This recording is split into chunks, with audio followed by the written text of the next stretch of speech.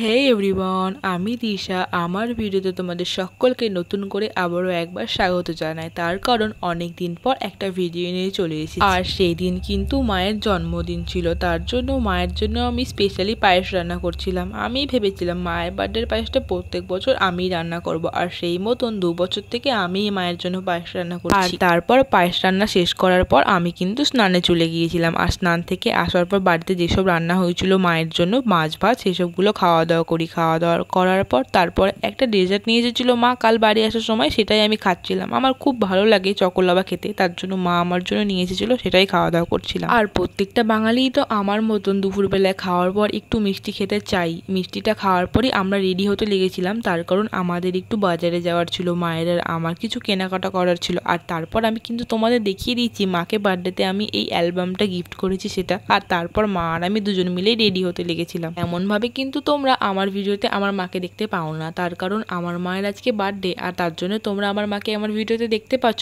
আর তার সাথে সাথে আমার মা এখন বাড়িতে আছে, তার জন্য এখন 2-3 দিনে আমার ব্লগে তুমি আমার মাকে দেখতে পেতেই পারো। আর তারপর এখন কিন্তু আমার মা আমার হাতে একটা বিপত্তারিণী ধাগা পরিয়ে দিচ্ছে, তার কারণ আমার মা যখন পুজো হয়েছিল সেই টাইমে আমার জন্য একটা বিপত্তারিণীর ধাগা নিয়ে রেখেছিল, আর তারপর বাড়ি আসার সময় নিয়ে এসেছে আর এখন আমাকে পরিয়ে দিচ্ছে। এবার আমরা ঘাটে চলে এসেছি। ঘাটে চলে আসার পর নৌকা পার হয়ে টোটো থেকে কিন্তু বাজারের সামনে চলেও আসলাম, তার কারণ আমাদের যেহেতু নৌকা পারাপারের একটা ব্যাপার থাকে, তার জন্য আমাদেরকে সবসময় কোনো জায়গায় যেতে হলে কিন্তু নৌকা পারাপারটা করতেই হয়। তো এখন আমি দাঁড়িয়ে আছি অঞ্জলির সামনে, আর মা গেছে ভেতরে, কারণ একটু কাজ আছে, সেই কাজটা করার পর আমরা চলে যাব বাজার করতে মানে পুজোর কেনাকাটা করতে। পুজো তো চলে এসেছে প্রায়, আর সবাই কেনাকাটা শুরু করে দিয়েছে, আমরাই বা কেন বাদ থাকবো, তার জন্য একটু কেনাকাটা করার জন্য চলে এসেছি।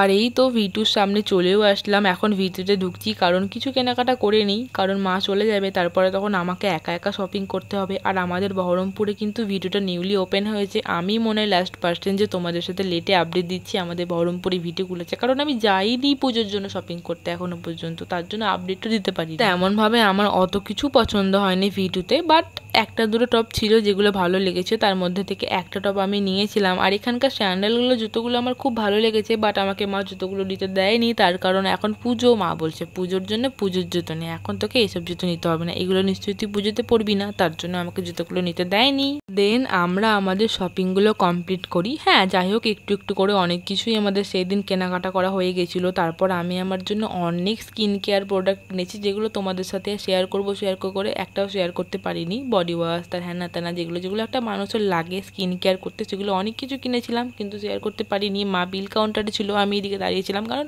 এত ভিড় কে দাঁড়াবে ভাই। আর এই তো মা কাল মিওমোরের কেক নিয়ে এসেছিলো, আর সেই কেকটাই মাকে খাইয়ে বলছিলাম হ্যাপি বার্থডে, তার কারণ মাকে কেক কাটানো হয়নি এবছর, আর তেমনভাবে কোনো গিফটও দিতে পারিনি, বাট পরের বার নিশ্চয়ই করব অনেক কিছু। আর এই যে বাড়ি আসার সময় মোমো নিয়ে এসেছিলাম, সেটাই খাচ্ছিলাম। আজকের মতন টাটা, বাই বাই।